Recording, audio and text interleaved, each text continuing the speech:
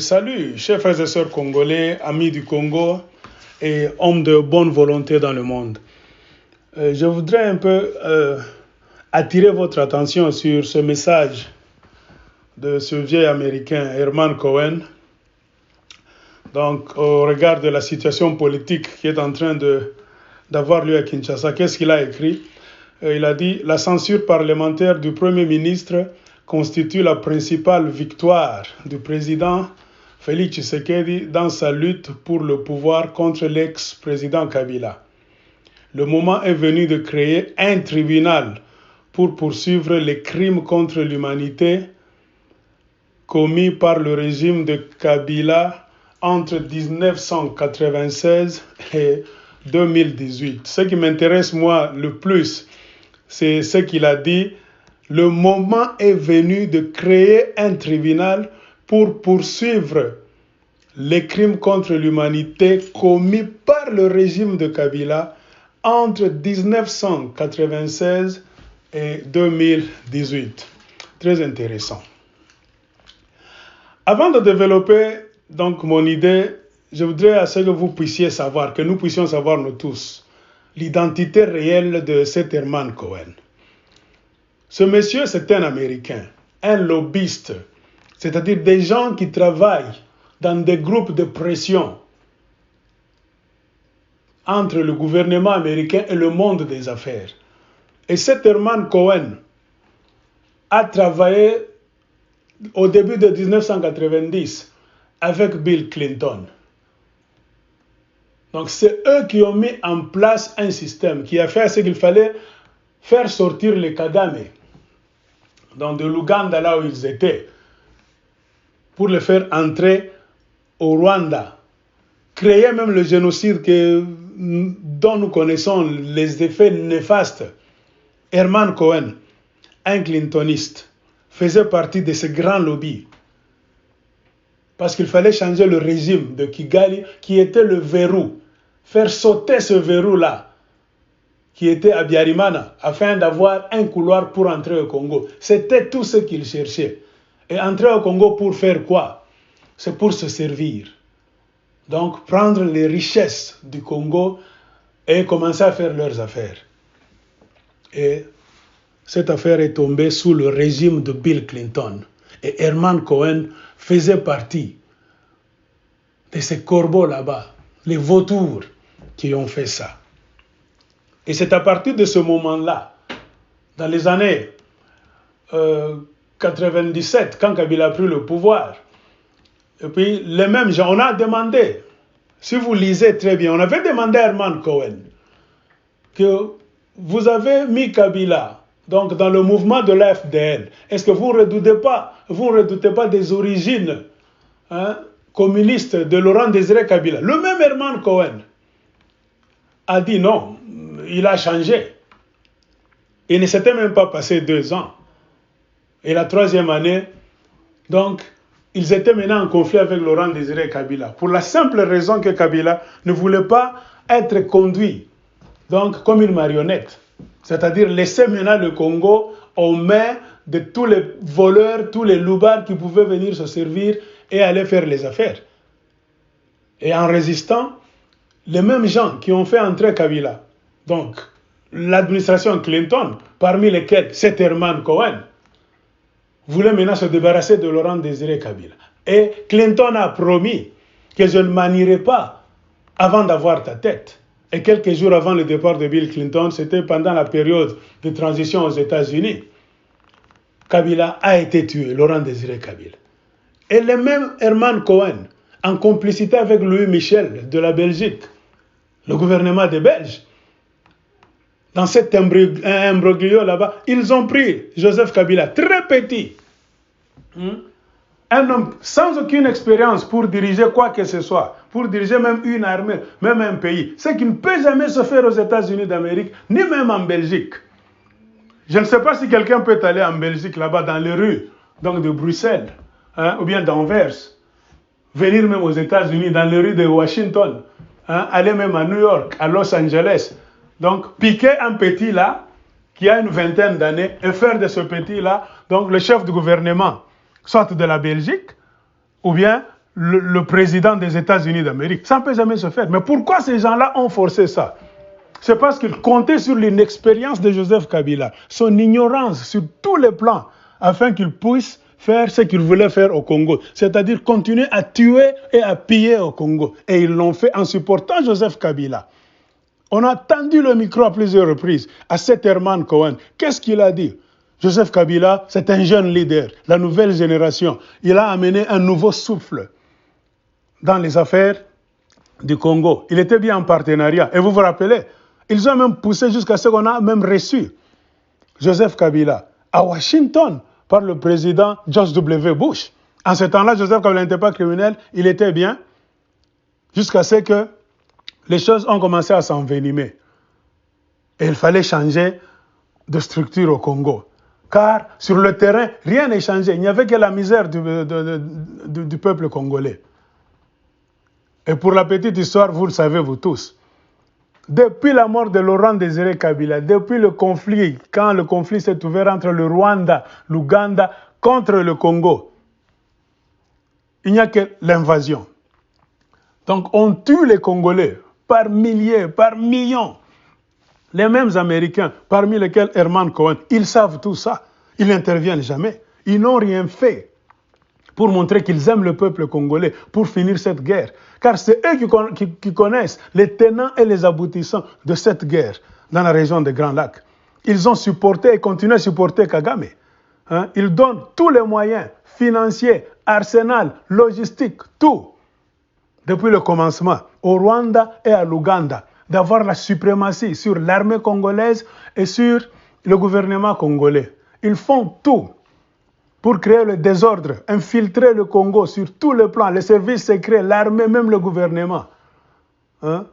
Ils entraînent des militaires au Rwanda et en Ouganda pour les déployer au Congo, afin de décapiter les Congolais, les bousculer, les faire partir de leurs terres, de leurs villes et villages. C'est le même système. Mais Herman Cohen fait partie de ce système. Jusqu'à ce que, je ne sais pas ce qu'il y a eu entre eux et Joseph Kabila. Dire que je ne sais pas, c'est un peu trop dire. Kabila a essayé un peu de changer les choses aussi. Il a commencé à tisser maintenant des relations avec les Chinois et les Russes. Et ils ont vu en Kabila maintenant un mauvais, Joseph Kabila, le jeune. Il fallait maintenant le bousculer. Kabila a essayé de traîner les pieds, vous avez vu. Et le même Herman Cohen, au lieu d'aider les Congolais, si ces gens nous aimaient, je ne cesse de le dire, ils devaient nous aider à mettre en place un état de droit, depuis longtemps, à respecter la constitution du Congo, le respect de toutes les lois. Quand il y a élection, nous aider afin de diminuer donc, la fraude, afin qu'il n'y ait même pas fraude, que le décompte, le comptage des voix se fasse très bien et qu'on proclame le véritable vainqueur. Cet Herman Cohen et la clique des vautours américains n'ont jamais été là pour cela. Et en 2018, ce qui a eu lieu au Congo, vous avez vu vous tous, tout était clair. Que Félix Tshisekedi n'avait pas gagné ces élections. Mais comment voulez-vous si quelqu'un gagne convenablement? On n'a pas organisé les élections à Beni, Lubero, Yumbi, tout ça. On a coupé l'Internet pendant 21 jours. Il y a eu des deals. Et on a donné la présidence à Félix Tshisekedi. Vous allez nous dire que c'est ce qui peut se faire aux États-Unis d'Amérique, même en Belgique, quand même. Soyons sérieux. C'est-à-dire, ils ont pris le Congo en otage. Et cet Herman Cohen le sait et le savait. Et ils ont donné la présidence à Félix Tshisekedi. Pourquoi? Parce que c'était leur homme. Pour perpétuer le système de l'occupation, de l'invasion du Congo, de l'infiltration, des tueries et des pillages systématiques de nos richesses du Congo, la flore, la faune, les minéraux. Et cela continue, ça fait maintenant 20 ans. Et pourquoi le choix de Félix Tshisekedi, Félix Tshilombo? C'est leur homme. Et remarquez ce qui est en train de se faire aujourd'hui, la politique du Congo. Félix Tshisekedi, c'est-à-dire l'agenda, c'est quoi? Ne pas parler du génocide du peuple congolais. Ne pas faire pression sur le Rwanda ni l'Ouganda. Faire semblant, c'est-à-dire mettre la question des crimes qu'on a fait au Congo, du génocide du peuple congolais, pousser ça avec un balai sous le tapis et nous forcer à faire croire au monde entier que les relations entre la République démocratique du Congo et le Rwanda sont au beau fixe. Que les relations entre la République démocratique du Congo et l'Ouganda sont au beau fixe. Ça, c'est jouer des Congolais. Parlons de l'Ouganda. Les cours et tribunaux ont bien statué que l'Ouganda nous doit 10 milliards de dollars américains pour les méfaits que le régime de Museveni, le dictateur, que ce régime-là a fait au Congo. Félix Tshisekedi était déjà président, président choisi là-bas par les impérialistes. Il a pris ce dossier-là. Félix Tshisekedi a refusé d'amener ce dossier au tribunal pour que Museveni, le régime Museveni, nous paye nos 10 milliards là-bas. Par contre, qu'est-ce qu'il a fait? Il est allé en Ouganda signer des contrats avec Museveni pour que Museveni vienne faire des routes en République démocratique du Congo. Pensez, peuple congolais, et faire des routes à partir de la frontière de l'Ouganda entrant au Congo. Pourquoi? Dans cette zone-là, c'est là où se passent les massacres, on décapite les Congolais. Il n'y a aucun Congolais là-bas. Tout le peuple congolais a déjà fui. Donc, c'est un territoire abandonné et Museveni, il fabrique des routes de dessert. C'est-à-dire, c'est pour se servir. Car il y a du café, il y a du cacao dans ce coin-là. Il y a beaucoup de choses. Il y a même l'or, surtout. Et Museveni prend cet or là-bas. Les routes qu'il a fait, c'est pour lui-même. C'est pour les utiliser afin d'évacuer les produits qu'il vole en République démocratique du Congo. Et tout ça, les Herman Cohen ne parlent pas. On nous force à nous taire. Quand l'armée du Rwanda, même sous Félix Tshisekedi, continue d'entrer au Congo, occuper le territoire congolais, on nous force d'ouvrir nos frontières aériennes, terrestres, pour que les Rwandais continuent à faire le business au Congo. Rwandair entre, l'Uganda Airways commence aussi à entrer. Pendant ce temps-là, nous n'avons rien à faire. En Ouganda, ni au Rwanda. Qu'est-ce que nous pouvons aller amener au Rwanda et en Ouganda pour gagner quelque chose pendant que notre État est en faillite? Le pays est en faillite. Le gouvernement, c'est un gouvernement de mafia qui n'a pas de légitimité populaire. C'est-à-dire, ce sont les deals, des loubards, des vautours qui se partagent des postes. Voyez la situation dans laquelle on nous a mis par les impérialistes, parmi lesquels c'est Herman Cohen. Et aujourd'hui, ils ont vu que Kabila, le jeune, commençait un peu à s'entêter. Comme je vous avais dit, ils ont piqué Félix Tshisekedi, ils ont choisi Félix Tshisekedi, avec tout un agenda. C'est-à-dire minimiser le problème du génocide du peuple congolais. Donc renouer les relations par force avec le Rwanda et l'Ouganda, les bourreaux, les assassins, les criminels, les génocidaires du peuple congolais. Et après leur deal, ça n'a pas marché, parce que c'est la mafia. 2 ans de tiraillement, 2 ans de distraction, 2 ans de combat sous la table entre eux, parce que ce pouvoir n'était pas venu du peuple, c'est un pouvoir qui se sont partagés dans la rue, les mafiosi. Et comme ça n'a pas marché, c'est eux-mêmes les Herman Cohen qui sont derrière les rideaux, qui commencent maintenant à donner de nouvelles stratégies à Félix Tshisekedi, en mettant trop de pression sur Joseph Kabila. Pourquoi? Parce que Joseph Kabila, en signant le nouveau code minier, avait octroyé une part de Lyon aux Chinois et aux autres nations. Et quand Herman Cohen dit maintenant que la victoire de Félix Tshisekedi dans ce qu'ils sont en train d'appeler l'union sacrée pour la nation, c'est-à-dire maintenant, le président Félix Tshisekedi va continuer sa lutte pour le pouvoir. Donc, mettre Kabila le jeune de côté, et le moment est venu de créer maintenant un tribunal pour poursuivre les crimes contre l'humanité commis par le régime de Joseph Kabila entre 1996 et 2018. Il parle des crimes de Joseph Kabila. Qui ont soutenu Joseph Kabila? Mais nous sommes contents.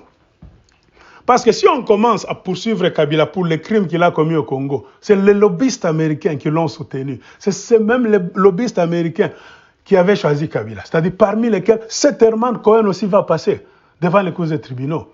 Et c'est d'ailleurs notre souhait. On ne peut pas faire un tribunal pour Joseph Kabila lui-même, pour son régime, non. On doit rentrer dans le passé. Qui a tué Laurent Désiré Kabila? Le Rwanda entre au Congo. Le Rwanda tue. L'Ouganda entre au Congo, pille. L'Ouganda tue. Ils ont tué plus ou moins 12 millions de Congolais. Ils nous ont pillés. Donc, des histoires là-bas ayant une valeur de milliards, même de trilliards de dollars américains. Et nous tous, nous sommes d'accord. Et c'est ça même notre combat d'aujourd'hui. C'est pourquoi nous disons au peuple congolais, ne soyons pas distraits.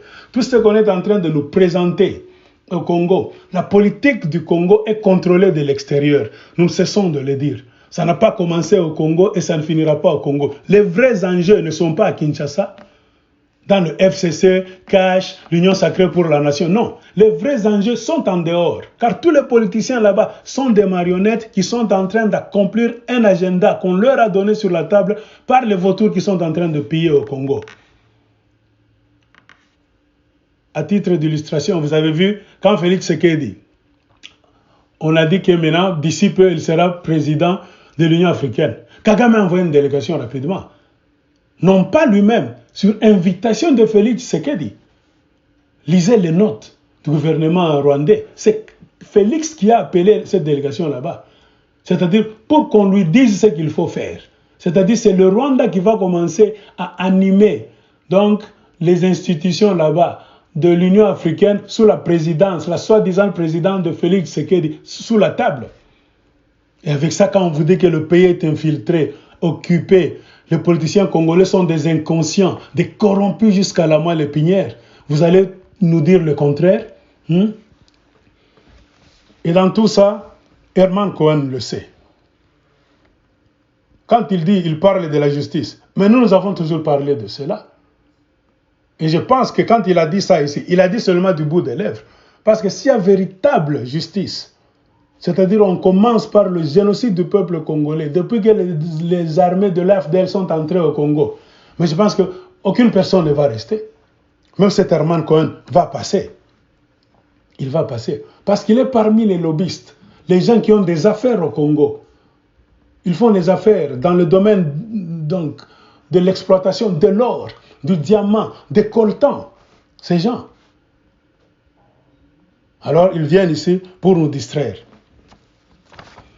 Donc, chers frères et sœurs congolais, c'est pour cette raison que nous disons, nous devons ouvrir les yeux. Car la politique du Congo n'est pas en train d'être jouée à Kinshasa. Ça se joue quelque part, en dehors du Congo. Et ce que nous sommes en train de voir, je le répète, ce ne sont que des distractions. La vérité est ailleurs.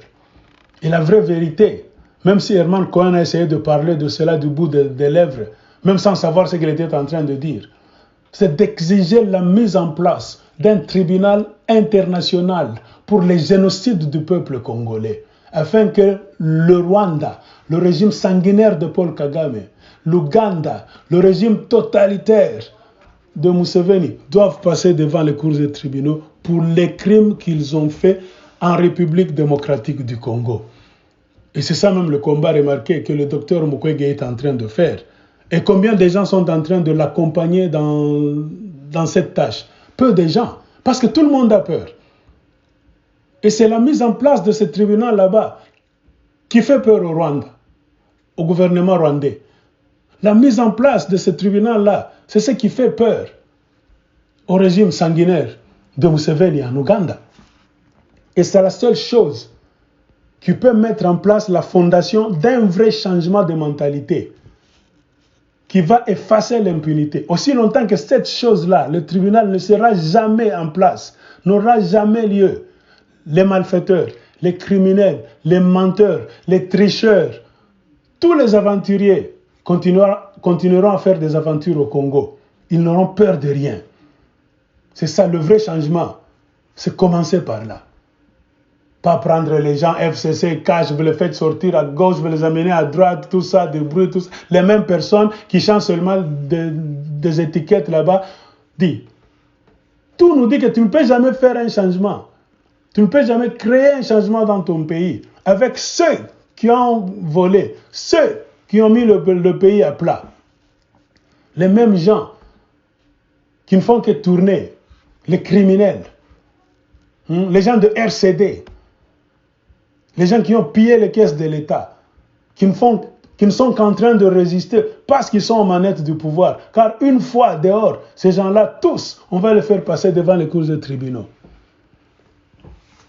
Donc c'est comme ça, chers compatriotes, Congolaises et Congolais, amis du Congo et hommes et femmes de bonne volonté. Nous devons mettre beaucoup d'accent sur la création d'un tribunal international pour les crimes commis au Congo, pour les génocides du peuple congolais, principalement par le régime de Kagame et le régime de Museveni. Et les Américains qui prétendent toujours nous aider, en la personne de Herman Cohen, devraient nous pousser, nous apprendre à respecter notre constitution et les lois du Congo. Et quand on va aux élections, à respecter le résultat véritable et la justice. C'est ça. Ils n'ont pas fait ça. Ils n'ont jamais été là. Ils sont toujours derrière pour encourager les tricheurs, les mafieux et tout ça à prendre le pouvoir d'une manière illégale afin qu'ils continuent les affaires chez eux. Et vous revenir demain pour dire qu'ils sont en train de nous aider, tel président va faire ça, mettre quoi, mettre quoi. Dis ça, c'est jouer des Congolais. Donc, chers frères et sœurs congolais, ouvrons les yeux et cherchons la mise en place d'un tribunal pour le génocide du peuple congolais. Et jusqu'à preuve du contraire, les relations entre le Rwanda du dictateur Kagame et l'Ouganda du dictateur Museveni, nous ne les voulons pas. On est en train de les forcer, c'est pour nous faire oublier. C'est pour cacher le mal qu'ils ont fait en République démocratique du Congo. Mais nous sommes là. Nous n'oublierons jamais jusqu'à ce que le tribunal sera mis en place.